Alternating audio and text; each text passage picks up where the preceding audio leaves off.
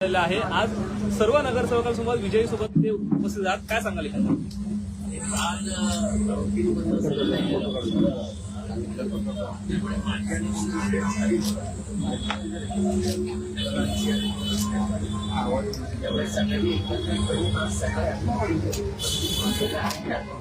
काय चर्चा झाली नेमकी भेटीमध्ये काय नेमकं बोललं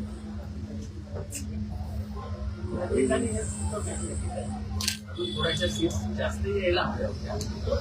काही सीट्स 100 मतारी 200 मतारी यायला हव्या होत्या. काय वाटतं काँग्रेसने कुठेतरी युती आघाडीमधनं बाहेर पडले असतील किंवा तुमच्याच पक्षातील काही जे बंडखोर उमेदवार होते त्यांच्यामुळे त्यांना पराभव स्वीकारावा लागलाय? बाहेर पडलं बरोबर आलं झालं ते कोण केलंय.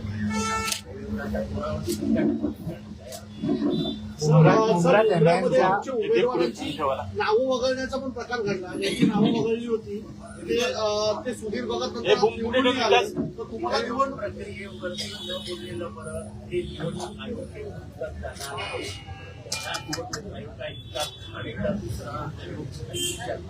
नाही. डॉक्टर बाबासाहेब आंबेडकर बघत असतील याच्या मतदारसंघामध्ये जाणून बुजून कमीत कमी 1500 मतं कापण्यात आली. 3600 मतं कापण्यात आली याच्या मतदारसंघात. म्हणजे याच्या आणि याच्या मुलीची आघाडी जर ते मतदार असते 3600 दिलेले 3000 जरी असते तर यांच्या आघाडी 8000ची असते. म्हणजे इतका घाणेरडा प्रकार प्रशासन विरोधी म्हणजे आमच्या विरोधकांना हाताशी करून हाताने नावं कापण्याचा प्रकार जो इथला जे निवडणूक याद्या बनवत आहेत त्यांनी केलाय तो निंदनीय घाणेरडा थर्ड ग्रेड लोक आहेत. थर्ड ग्रेड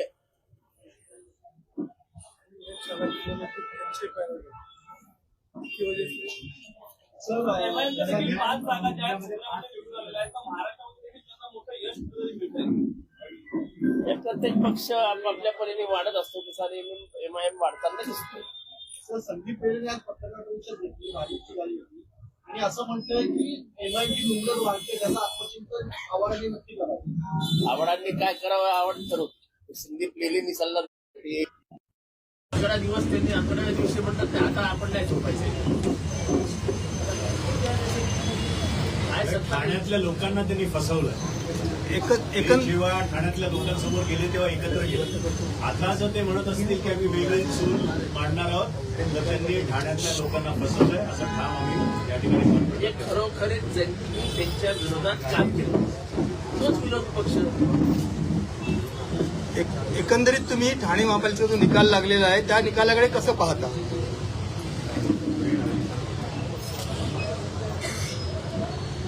योग्य मॅनेजमेंटमुळे कसा फायदा होऊ शकतो पक्षांना याचं उत्तम उदाहरण ठाणं आहे. म्हणजे निवडणूक कर्जमाफ करणं, निवडणूक याद्यांमध्ये घोटाळा करणं, जी खरी मतं ज्यांची आहेत त्यांची मतं बाहेर फेकून देणं हे सगळं करण्याचं काम केलं प्रशासनाला हाताशी धरून केलेलं आहे. सर आता तिसरा सगळ्यात मोठा पक्ष आपला आहे. विरोधी पक्षाच्या पदावर आपण दावा करणार का त्या भागावर आपण बसणार? एवढ्यात ते आम्ही ठरवलं. सर शिंदे थोड्या वेळापूर्वी भाजपने देखील असं सांगितलेलं आहे की आमचं तेच म्हणणं आहे ना, कालपर्यंत एकत्र झोपेत होते, आज काय झालं? सर शिंदेच्या सर्व मुंबईमधले जे नगरसेवक आहेत जे निवडून आलेले आहेत त्यांना ताजलँड्समध्ये बैठकीकरिता बोललेलं आहे. त्यांना 3 दिवस तिथे राहण्याचे आदेश देखील दिलेले आहेत. कुठेतरी भीती वाटते शिंदेला मुंबईमध्ये? त्यांनी जे केलं बाकीच्या पक्षाची त्यामुळे त्यांना माहिती कसं होतं. त्यामुळे स्वतःलाच आता भीती वाटायला लागली. बाकीच्या पक्षांना हेच त्यांनी केलंय. आज त्याच्या समोर जात आहेत. तर पुणे आणि पिंपरी चिंचवडबद्दल काय मत आहे? महाराष्ट्राचा अभ्यास केलेला आहे. कळवा सरचिटणीस असेल जिल्हा परिषद सरचिटणीस पक्षाचे सरचिटणीस आहे पण मी अजून महाराष्ट्राचा पूर्ण अभ्यास करायचा आहे. वाचन वगैरे महापालिकेत 16 लाख प्रचार होते. फक्त 9 लाख लोकांनी मतदान केलेलं आहे. 5 लाखपेक्षा जास्त जे मतदार होते ते मतदान केलं नाही. त्यामुळेच कुठेतरी या प्रचारावर ठाण्यातले लोक मतदान का करतात याच मला आश्चर्य वाटतं. पाणी नाही, कचऱ्याची सोय नाही, व्यवस्थित रस्ते नाही, ट्रॅफिक, एवढं सगळं असतानाही ठाण्याची लोक मतदानाला का जातात याचं मला आश्चर्य वाटतं. शहाजी भुसटे यांनी अशोक बैती यांचा पराभव केलेला आहे. 5 ते 6 मला विचाराल तर अशोक मैतीचा पराभव हा माझ्या मनाला लागणारा पराभव. अशोक मैतीचा उद्या चांगला नगरसेवक ठाणे महानगरपालिकेत राहिलं गरज आहे. वेळी प्रसंगी पक्षाच्या विरोधात जाऊन भूमिका घेऊन लोकांना मदत करणारा नगरसेवक म्हणून मी अशोक गेली कित्येक वर्ष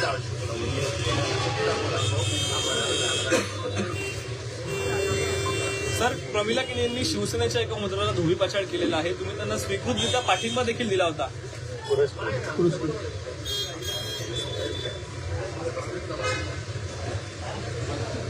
या निवडणुकीत 2 पक्षांचे शहराध्यक्ष गारद झाले, त्याकडे तुम्ही कसं बघता? काँग्रेस आणि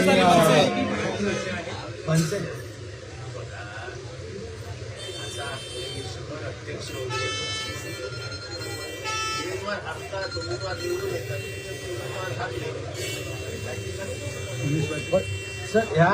या महाविकास विक्रांत चव्हाण निवडून यायला हवा होता. विक्रांत चव्हाण हा तसा बंडखोर माणूस आहे. पक्षात त्याचा असणं गरजेचं आहे. निवडून येणं हे गरजेचं होतं. वाईट सांगितलं. ज्या लोकांनी बंडखोरी केली त्यांना पुन्हा पक्षामध्ये घेणार का तुम्ही? अरे आता सकाळ झाली, काल रात्री उशिरा निघाली, पण आता सकाळ झाली. आता सकाळ नाही झाली तुम्ही विचार तर घेणार काय? सर, काँग्रेस जर तुमच्या बरोबर असली असती तर तुमचे फिगर्स थोडेफार पुढे जरी वाढले असतील. आता हिट्स आणि फट्सवरती उत्तर देणं वेगळंच नाही. पण सगळ्यांनी एकत्र राहायला पाहिजे होतं असं माझं मत आहे. काँग्रेस बरोबर असती तर फिगर्स किती वाढले असते मला माहित नाही, पण लीड मात्र 8-10 हजारांनी वाढलं. तर विक्रांत चव्हाण यांनी राजकीय संन्यास घेतला आहे. आज त्यांनी पत्रकार परिषदेमध्ये असं सांगितलं यापुढे राजकारण करणार नाही, फक्त समाजकारण. त्याचबरोबर त्यांनी जिल्हाध्यक्ष पदाचा देखील राजीनामा दिलाय. काय सांगाल? मी त्याला भेटलेलो नाही, पण असा काही निर्णय घ्यायचा नसतो. ठीक आहे, पराभव होतात, आता आमची पिछेहाट झालेली आहे. थोड्याला मनाला लागतं. मी सकाळपासून अस्वस्थ होऊन चढून राहिलो होतो. इथे या मिटिंगला यायच्याही विरोधात तुम्हाला बोलून आग्रह नाही ये म्हणजे मनाला लागतंय सगळं. राजकारण सोडून मी त्याला बाहेर काढेल, विरोधाला समजेल असं वागायचं नसतं. दोन राष्ट्रवादी वेगळ्या लढल्यामुळे निकाल कुठेतरी वेगळे झालेत का? आम्ही वेगळेच होतो. येत्या काळात पालिका सभागृहात राष्ट्रवादी काँग्रेसचा चेहरा कोणाचा पण पालिका सभागृहामध्ये राष्ट्रवादी काँग्रेसचा गटनेता म्हणून कोण? 3 माजी विरोधी पक्ष नेते बसले पुढच्या रांगेत, जे निवडून आले. 5 टर्म आमचा नगरसेवक आहे यासीन. आमच्याकडे सर, मुंबई आणि कळवामध्ये अनेक तरुण निवडून आलेले आहेत. पहिल्यांदा संधी दिली ते निवडून देखील आलेले आहेत. सभागृहामध्ये मुंबई आणि कळवाला म्हणजे ठाणेकरांना विकासासाठी कशा पद्धतीने हे लोक आपली भाषा सभागृहात आणलं? अरे अजून तर त्यांना सकाळ नाही झाली हो. काल रात्री निवडून आले, आता सकाळी मी त्यांना बोलवलं. आता मी काय माझं मांडणार आहे ते कधी आता सांगणार काय विचार. म्हणजे स्वतः अजून सांगितलं त्यांचे डोळे पण उघडणार नाही. असे डोक्यातून उठून आले.